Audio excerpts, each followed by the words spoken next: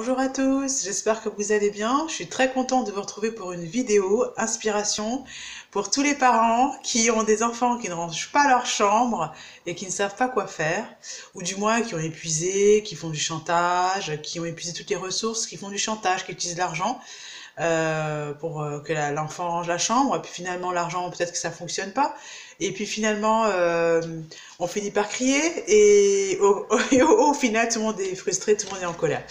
Et personne n'est content là-dedans, comme j'ai envie de dire, c'est l'expression que j'utilise assez régulièrement, quand la situation est bloquée.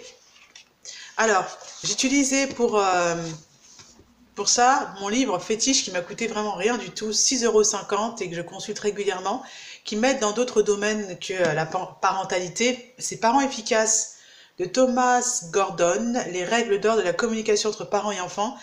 C'est pas facile à appliquer honnêtement, c'est pour ça que je consulte assez régulièrement pour revoir ce que je n'ai pas compris.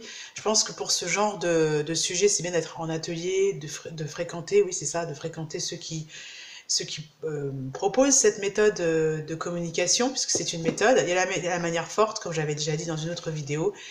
Il y a la manière des missionnaires et puis il y a l'entre-deux.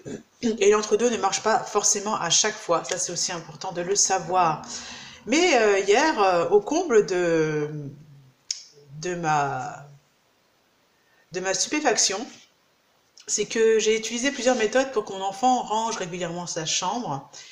Et je me suis aperçue que j'avais du mal à définir exactement ce que je voulais, que j'avais du mal à définir, à me dire pourquoi je voulais absolument qu'il range cette chambre, parce qu'une fois qu'elle était rangée, genre j'avais le même sentiment que lui, c'est que j'avais l'impression d'avoir fait le forcing et que c'était pas comme je voulais. Donc c'est un peu le serpent qui se mord la queue. La chambre est trop bien rangée à un moment donné, je me suis dit c'est pas normal, etc. Alors après j'ai pris le pari de lui dire bah tu la ranges comme tu veux, ce qui est faux, je ne le pense pas une seule seconde. Donc voilà, l'honnêteté, c'est très difficile de ne pas se tromper. Donc déjà, reconnaissons ça.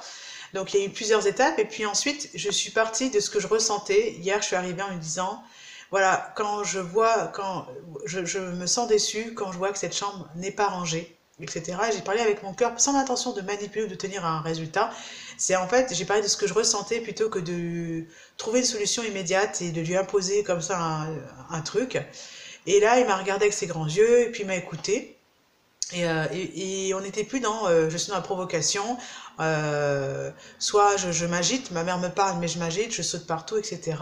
Ou vous connaissez toutes ces réactions d'enfants. Hein. Parce qu'il y a quelque chose qui dérange et qui n'arrive pas à l'exprimer, qui n'ose pas l'exprimer, et que voilà, on est tous notre colère. Et en fait, pourquoi je n'arrivais pas à parler avec mon cœur auparavant, c'est que ce que je n'avais pas compris, c'est qu'il y a une peur derrière la colère. La colère, elle est liée à la peur.